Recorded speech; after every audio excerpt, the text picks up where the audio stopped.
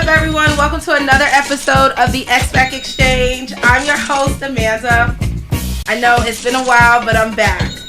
As you know, each week I speak to another dynamic individual, and this week is no different.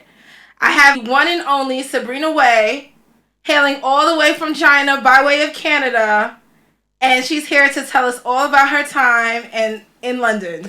Hey guys, this is Sabrina. So honored to be on this podcast today. Thank you so much for coming. It's been a while. I was trying to make this happen for a long time, so I'm glad it finally happened.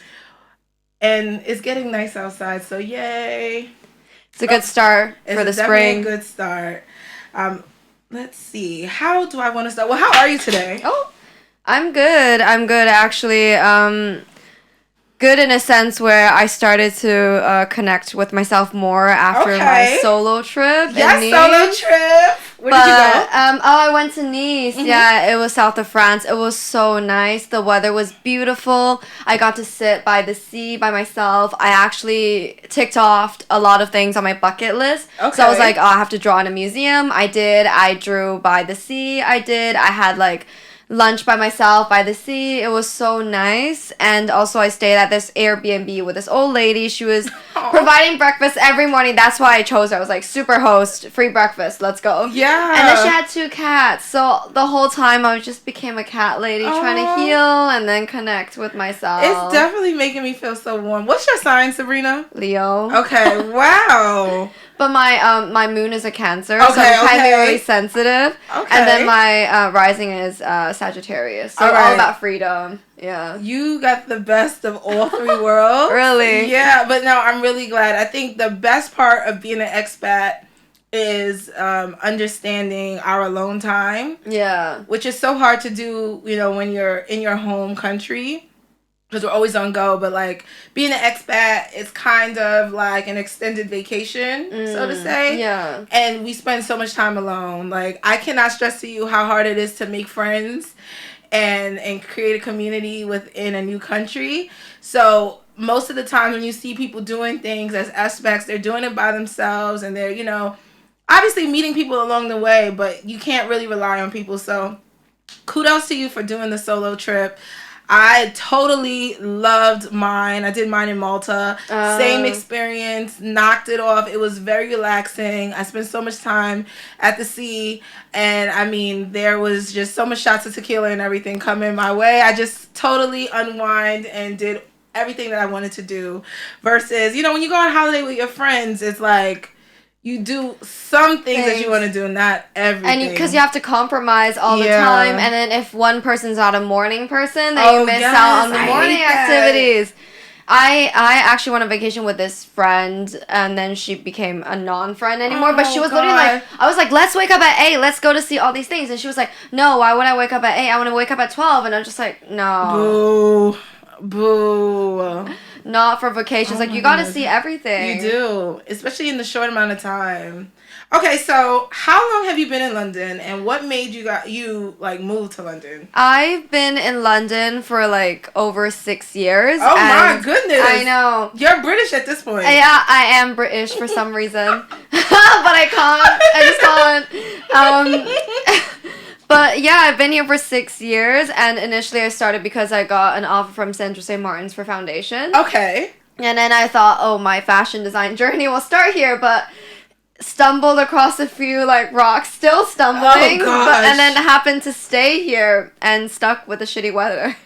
Oh my but it was a really great experience doing my foundation there. I really learned a lot about design, theatrical thinking, philosophical thinking, and it really kind of rooted me as an artist today. So I don't regret any of that. And then the art scene in London is just amazing. It is. So many creatives, and then so inspiring as well. Yeah.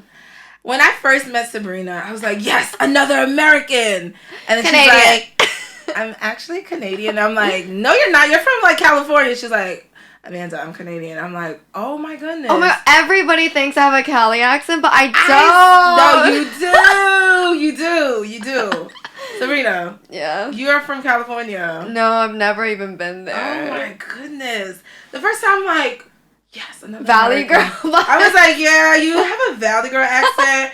where are you from in California? She's like, I am from Canada. So, I've been hearing through the grapevine. I've never been to Canada. Yeah. I should, but I haven't. As much as I love Drake, and I'm also Jamaican, you would think and I have family there, you would think I've been. I haven't been yet.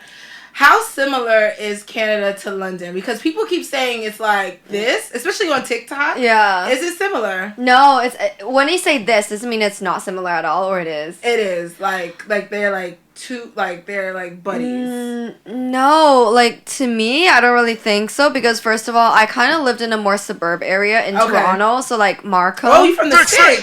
Yeah, I'm from the six. Yeah, but like it's Markham, so like when people are from Canada, they know I'm just like Markham. But when they don't, I'll be like, yeah, Toronto. But it's actually like a bit like a journey, like 1 hour, half an hour, depending on traffic and things. But I'd say it's quite different. So first of all, if I want to get a drink somewhere in like Canada, I don't think it's as easy as walking to some random pub in England. Yeah, it's not that accessible. It's not like, oh, let's go out tonight and then we're gonna go somewhere. No, there's not that many clubs in Canada. It's not that in my opinion, no offense to any Canadians, but the London night scene is so much more vibrant and fun. And in Canada, it's like a bit hard to travel. If I'm honest, it's really hard to travel because the transportation's not as advanced as like tube. Like literally every single area there's like a station here, and then Google Map just tells you go somewhere. But then in Canada, it's definitely not that convenient, especially if you don't have a car. And I passed my driver's license with 10 hours of driving, but that was it. Like I still don't know how to drive, but I have my license. I don't have a license. It's harder in the New US. York. Oh my goodness, I have a Metro card, and I'm chauffeured around. But Uber prices are just so ridiculous now, so I may have to settle and get a license so I can get a car. But like, are you able to drive though? It's kind of hard. I can't. But I think I'll be a good driver though. Like I think as a passenger princess, I think I know where I'm going. Yeah. And I have good sense of direction, and I have different like funky night glasses and things. So I think I'll be able to like run on the road really well. And like I used to always win in Mario Kart, if that should count for something. I'm not sure if the Mario Kart counts because then you're just speeding, right?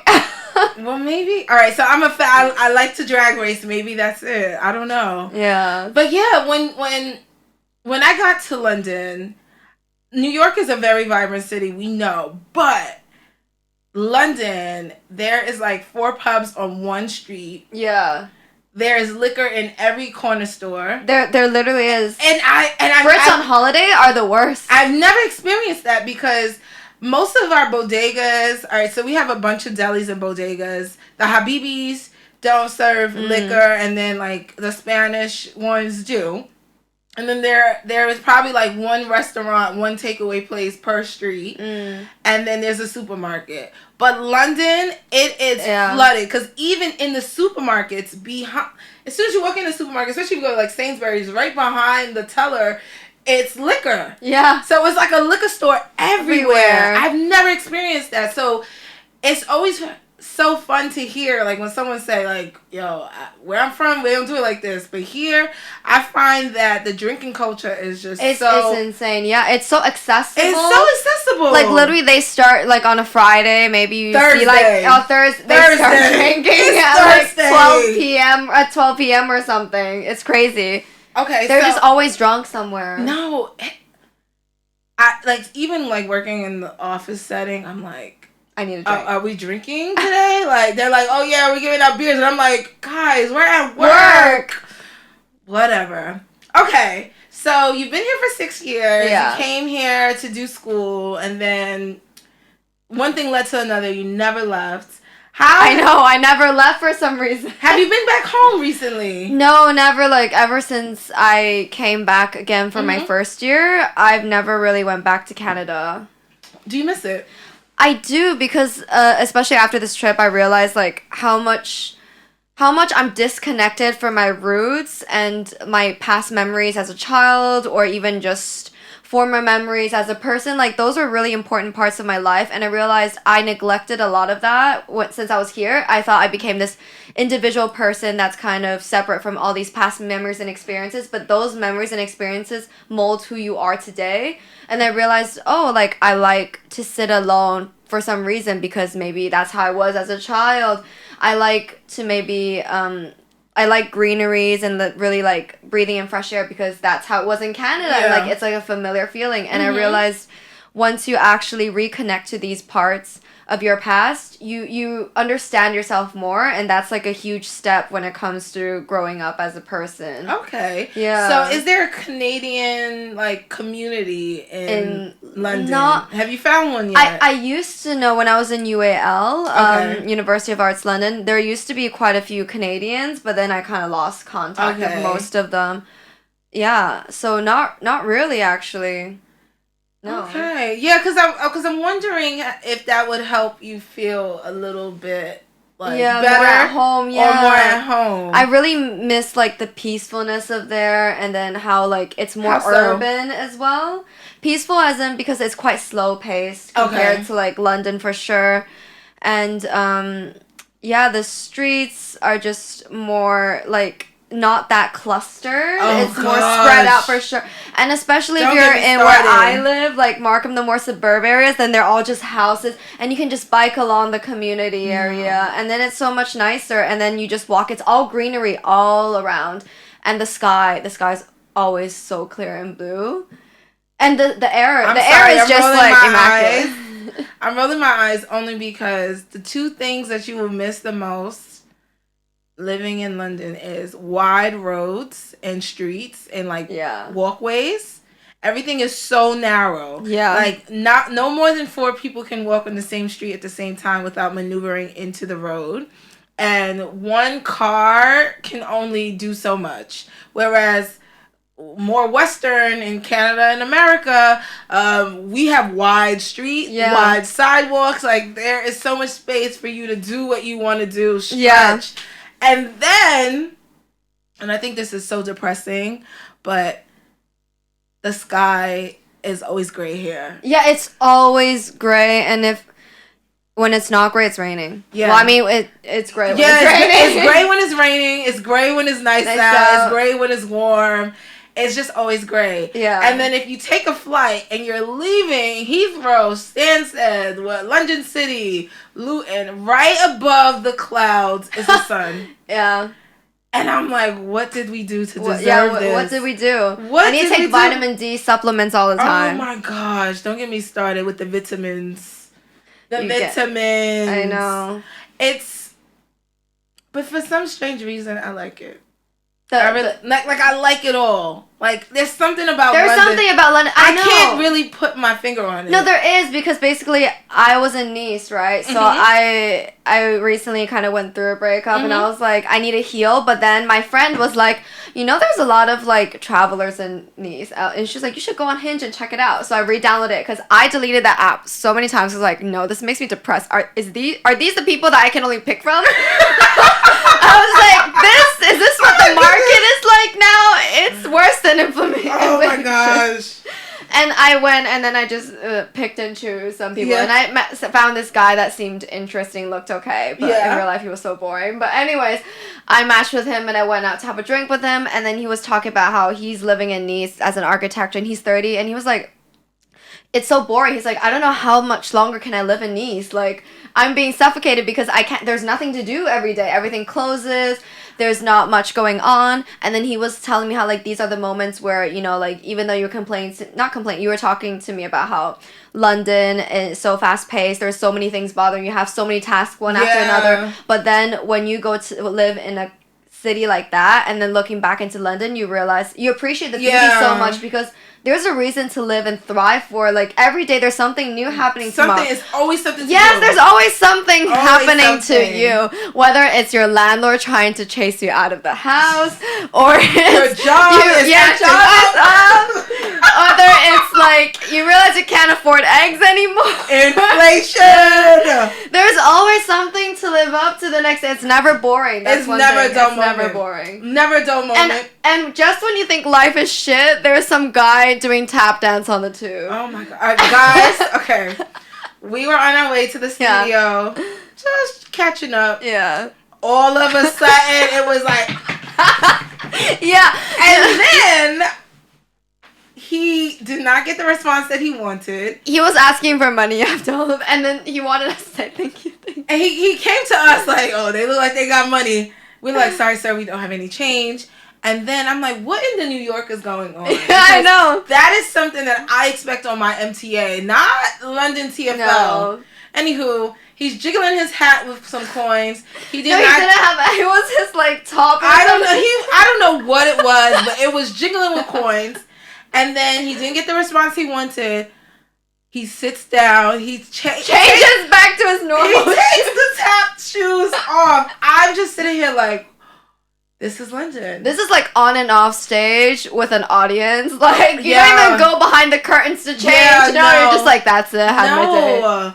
Not at all. Not even keeping it for the next train. No. He could. He legit had another 2 more cars. Yeah. He gave up too soon. But he lacked a bit of passion when he was dancing. Yeah. Like, my thing is this. I always say this back at home. If you're gonna ask for change, give me a story. Yeah. Make it worth my while. Make it a whole Xpat storyline. Give me something. Like, he didn't introduce anything. He just came on. Yeah, he just and he came like that. And he was like this, like not even like with a smiley face or anything. Listen. He just started doing that, and I thought he was a bit drunk or crazy, but it turns out he was actually performing. I was surprised. And now, as an ex-tap dancer, I expect show us some more. Moves now. I would, but I'm not. That's another video. Yeah, that's another one. We'll film that on another segment. Yeah. But yeah, it's never a dull moment here, which I absolutely love. But there's certain factors that really just make you want to fucking leave. We spoke about inflation. Housing here is like the worst. Like I can expect this type of nonsense in America, especially New York. We have newer buildings. We have, better situations. Yeah. And better living conditions. Like here, it's like pretty old buildings that are getting really old buildings. They're getting renovated, and it's just like it's not worth it. Like I have friends who have rooftops, gyms, dance rooms, cinemas in their actual building. Yeah. Like the condos. Yeah, and then here it's like, oh, I have a stove. Yeah, I have a stove that's like an actual fire one. It's not even the digital one. Oh, I have a digital one. Oh, that's good. That shit is so annoying because like I guess I'm so old school. Yeah. Like you like the I like to actually it's better for cooking, but personally I like the digital. You like the digital? More. It just be making a lot of noise. I'm like, okay, it goes up to 10. It's just so weird. I don't know. I'm not really like you're like an old soul. Digital. I'm an old soul. Yeah. So London suits you. Yeah, all the old buildings.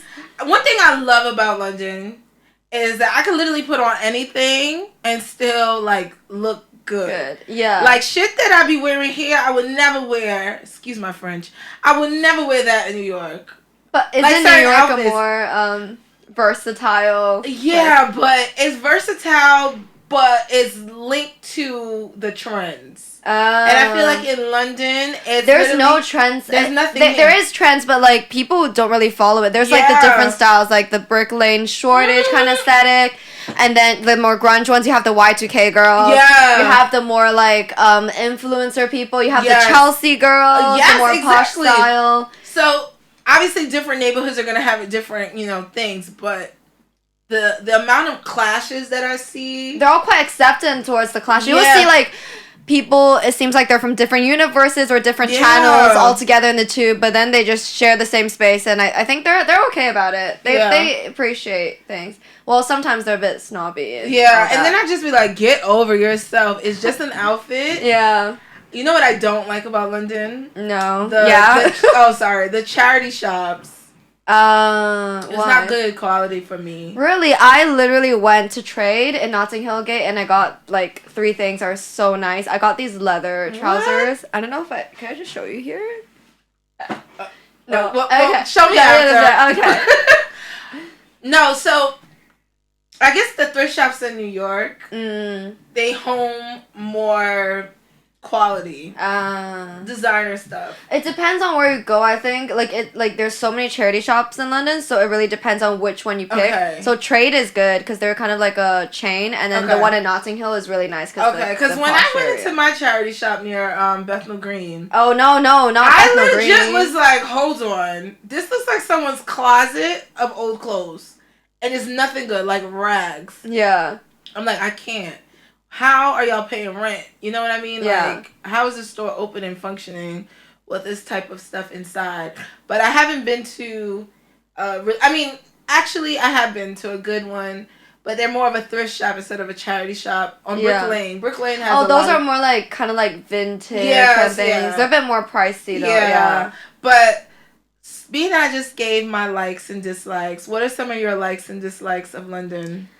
I think what I like about London a lot is that there's so much to do in the art scene. There's so many creatives to collaborate with because you just randomly walk on the street and you can find out this new gallery that's going on. There's so many different little galleries, and I think in Canada there's not that many big museums. There's like the one in Ontario or something. I don't really remember because I haven't been back for so long. There's like this big main one. And maybe 2 other small ones, but in London there's like the British Museum, you have V&A, you have Tate Modern. Yeah. You have such variety of like museums, and there's so much to explore through it. And also the creative scene is so big. There's so many people willing to collaborate, to work together. That's very true. Yeah, and it's crazy. There's so much of a platform going on as well. So that's what I really, really love about it. And think what I'm doing now with my brand, I cannot. We're gonna get into that. I wouldn't be able to do that in Canada, like in such a successful, like not really successful, but in such a creative and aspiring way. But what I don't like about London, there's too many. Do you have a list? Yeah, like no, I have a red carpet, and then I just kind of like throw it to the floor, and it rolls all the way out. Well, first of all, housing. Honestly, I've been having so many issues, and we're gonna unfold on that later. Oh gosh, as well. Later we'll chat about housing. This used to be an issue, but not anymore because I literally don't care, and I became like lesbian for it. Like the men here, the quality of men here, the dating scene is horrible. I know. Listen, hold on. Let's run that back. You said that the British men basically led you to be a lesbian. No, not really. I've always been a bit like, but I've always been like bisexual, I think. But literally, I gave up on them, and it's like, you know what? Because I was always like bisexual, bi-curious more. Okay. And then like that led to me getting with actually like my first time being with a girl, and I realized, oh yeah, it's nice. It's nicer. Okay. It's nice there. All right. Yeah. Continue. The men one thing, like honestly, they're all emotionally unavailable, and also like just treats you like shit. Yeah.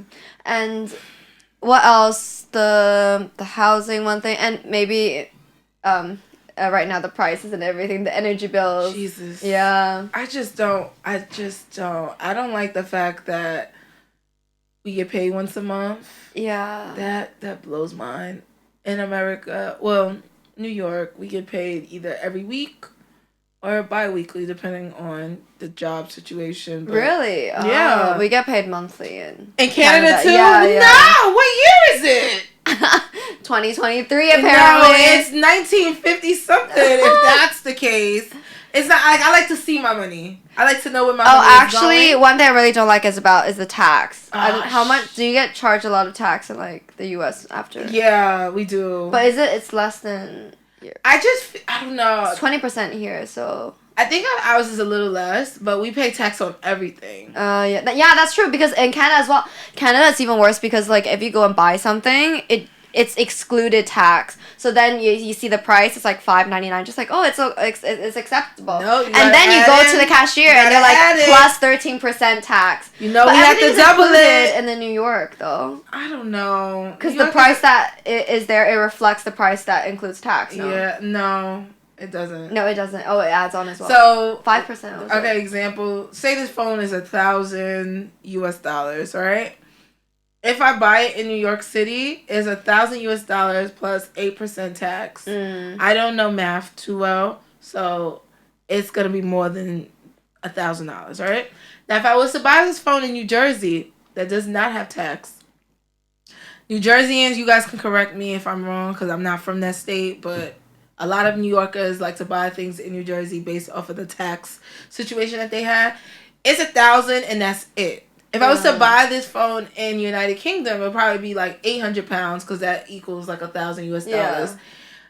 It's gonna be 800 and that's it. There's no tax. There's no nothing. But the tax is already included in like 20%. Exactly. So I personally like to buy things in Europe versus going home and buy stuff. Because you have to calculate everything. Yeah, because calculating the taxes, like for all of that, I could just make a trip out of it. Yeah. Okay, so you've been in London for 6 years. You started in school. You've been building a brand that we're gonna touch on. Actually, let's touch on it now. Okay. Sabrina is a genius, okay? No, not really. Listen, she's very modest, but her work speaks for itself. Her brand, and I'm really bad at pronunciation, so I'm going to let her do all of that, but her brand has been advertised and seen on our biggest stars. You want to name a few? Oh, well, the thing is, it hasn't been seen yet because apparently she's worn it, but I haven't seen a picture yet, so I don't know. But, like, Kylie Jenner bought, her stylist ordered, like, a custom piece from me. Yeah. Okay, we have... Did Blackpink wear? No, well, they said... The thing is, that's a lot of the issues I want to unfold as well as a young creative that kind of doesn't really have a lot of funding with me. So, basically, Blackpink, they kind of borrowed my clothes. And then I loaned it basically for a music video. Yes. When it's loaned, it's basically free. And then I sent it to South Korea to YG. And then apparently they told me through a third party saying how like they used the garments. But when the music video came, I was like, oh, it's nowhere to be seen. So it was quite disappointing for me because it was like the past 3 months of that, her being said that she's worn my... garments. I was like, oh, excited, big things coming up, but then I don't see it, so it's kind of like a big downfall. It's like a disappointment, but it was still sent there, so I guess it meant something. The good thing is your brand is on the radar of A-list celebrities around the world. I mean, rappers, singers, actresses, just influencers. They've all had their eye on your pieces, whether they wore it out or not. But you definitely do get the inquiries, so that's so beautiful. Please tell us, bring us through everything that goes on behind the scenes. What made you start the brand? Yeah. How did you start? What made you take the leap of faith? Would you say that its birthplace is London or Canada? Like, take us through your mind a little bit with your brand. Okay, so basically the brand is called YUE QING WEI, and it is named after my Chinese name. And recently I did a fashion editorial and promo film talking about where my name is coming from. So my name actually comes from like a Chinese poem. Lovely. And basically the saying is kind of explaining how we are seen just as becoming. So whether it is raining or not, whether it is good weather, whether we're going through good or bad circumstances, at the end of the day, we are seen just as beautiful because we are who we are. So the brand kind of comes across those kind of meanings. And how like everything is in circulations day and night, the harmonizing of everything. So that's why I kind of like to bring in the elements of my garments as well. So I do a lot of cutouts and panels, but at the end of the day, even though they're asymmetrical, they all come as a whole and they kind of balance each other out. And so also one big concept that I had about my brand, which I will be slowly building up, is the crossing of parallel lines. So I realized all my topics of my garments, of my of my collections. The first one, how it started, was when I graduated. It's called Fatal Flaw. Basically, in Greek mythology, there's a thing about tragic heroes, and the word that describes it is hamartia. And basically what it is that you can not, you are born with your personality and you cannot change it. So basically what's saying is, like, I wanted to celebrate women who were born in difficult circumstances, whether it was their physical abilities, whether it was the time where they had no rights at all, or whether it was just bad family issues and everything. They know their destined path might be tragic, yet they are still kind of going through the struggles and actually thriving within the pain. So I wanted to celebrate that. And then I realized a lot of the things I do actually comes from my personal experience, because I was really depressed during that time. Mm-hmm. And I realized that, what I want to do is not just a fashion brand. I want to build a community. I want to bring people together. And that's when I came up with the idea of the crossing of parallel lines. So you know how, like, parallel lines don't really cross because... Yeah, but then I was thinking how we're all individuals. We're parallel lines because no matter how much we empathize with one another, we can never fully feel what the other person is feeling. Because we are individuals, and then it's hard to, like, literally be in their shoes. But then maybe, just maybe, we can get close enough just to the point that we're almost crossing as parallel lines. Because I agree. We are, like, connecting so much together. I really do agree. That's a beautiful concept, because it is true. We're all on our own path. Yeah, like, example, me and you. Yeah. We're on our own path. Yeah. And yet, I don't know, my straight line kind of got really close to yours. Yeah. And you know, we bounced off of the fact that we're both expats. Yeah, we're on this podcast now. Exactly. So that's a beautiful concept. And I think if people had a better understanding of, like, everyone being on their own path and just, like, respecting people's space and what they're doing, then life would be so much easier to maneuver and navigate in. So that's really great. So... is birth here? Yeah, the birth is definitely in London because I kind of started after my graduation. I never wanted to start my own brand because why not? I was always like that girl. Was like, I'm really practical. I'm just like, I have no money, I have no fame. Why am I starting a brand? This is why I get you, because I feel the same exact way. I'm a worker bee. Yeah. And I feel like life and social media is kind of driving us into this entrepreneurship lane that not many people even thought of. And I feel like it's an injustice for the worker bee girls. Like, I legit don't mind helping people bring their brand to a certain level. I don't mind clocking in. I'm really, like, practical, old school with it. Like, I'm not out of the box. That's that. However, life is just pushing me out of those molds. Like, no, you need to do it yourself. Yeah. Don't wait on anybody. Yeah. You gotta do it this way. So I'm very understanding, because it takes a lot of faith. Yeah, because I plan for myself as I work for this huge designer brand maybe, and then I eventually become a creative director, and then I start my own brand when I have the fame and money. But then life just never happens the way you want it to happen. Doesn't. So yeah, I kind of blew up a little bit after my graduation. I posted on Apocony, this social media kind of online marketing place for emerging designers, and then that post got like 33k likes, and then people started following me, and I got like Solange Knowles, a stylist, asking for my garments. I was like, who's Solange Knowles? Don't do Beyonce's sister. I was like, not do my girl like that. I was like, I know Beyonce. Sabrina. I'm so sorry. I'm gonna have to edit that part out. Don't play with my Solange, okay? But yeah, I'm glad you're educated now on who she is. I am educated. She's really sophisticated. Yes. She has a whole different vibe from Beyonce. Exactly. She's more like actual, like she really knows her fashion well. Exactly. Actually. And she likes your stuff, so that means a lot. Yeah, that means a lot. It meant a lot to me. Go ahead. But then I was not really ready to like kind of venture myself out because there's so many difficulties. Once again, I had nowhere to stay. I was like, my lease ended.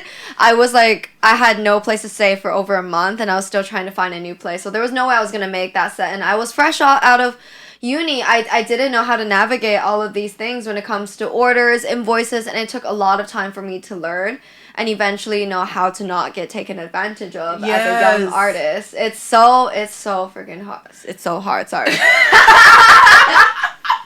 No, I can't stress the hard part enough. Yeah. It is not easy. I know, and I say this every time I'm on this mic.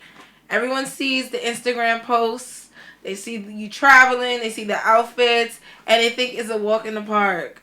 I think being an expat, aka an immigrant, aka a migrant, is one of the hardest things that you can ever do in your life. But it's so rewarding.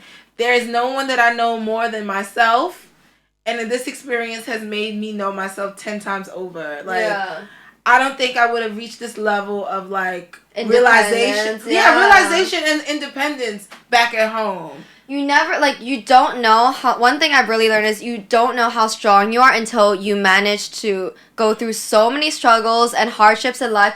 And then when you look back, you're just like, oh, I did that. I went through all of that. I can't believe this. Yeah. My stepmom always says, like, you are stronger than what you think you are. Every time when you like meet like difficulties and stumble across rocks in life, don't think about it as a bad thing, but instead think about this is a new challenge and I am up for it. I always look at life like a season. Yeah. You know, like I'm like, okay, this is my show. Bad bitch season. Yeah. Healing season. No, but I kind of look at it like a season on a sitcom. Yeah. And I'm like, okay, this is season 5. Glow up. I'm glowing up this. You know, these are the characters. Okay, this person's getting kicked off the show. You're a main character. Yeah, I'm the main character. You're saying goodbye to people. You got to go. But so that has helped me understand life a little bit better when I look at it like a television show. Yeah. But in terms of overcoming your obstacles and still being present, because you're still dealing with your personal life, but yet your brand is still thriving. How do you manage that?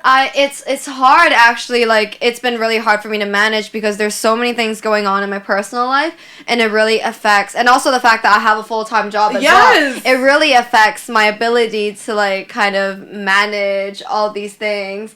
And honestly, I need more people to be helping me. But I recently met this girl. She was willing to help me with the manufacturing and everything. She was such a nice person. And I feel like it's these little moments that kind of save you from life. You realize there are people out there that could help. Like, there is someone willing to be there for me, and we can actually do this together. I'm not on my own anymore. I think that's one thing about London. You always feel like you're on your own. Yes. It's not even lonely. It's like you're on your own. Yeah.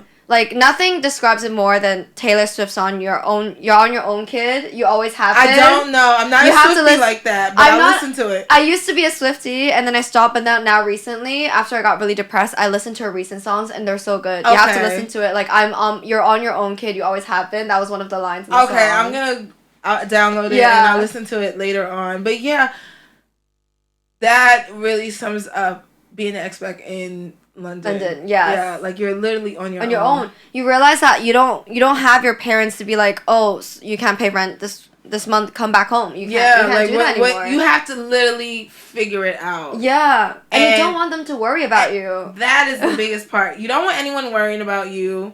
You also, I just find that like working in London, mainly because we're Western girls, they are so particular with the type of worker they want to work with. Yeah. So they're not used to animated people who are multi-dimensional with like different layers to them.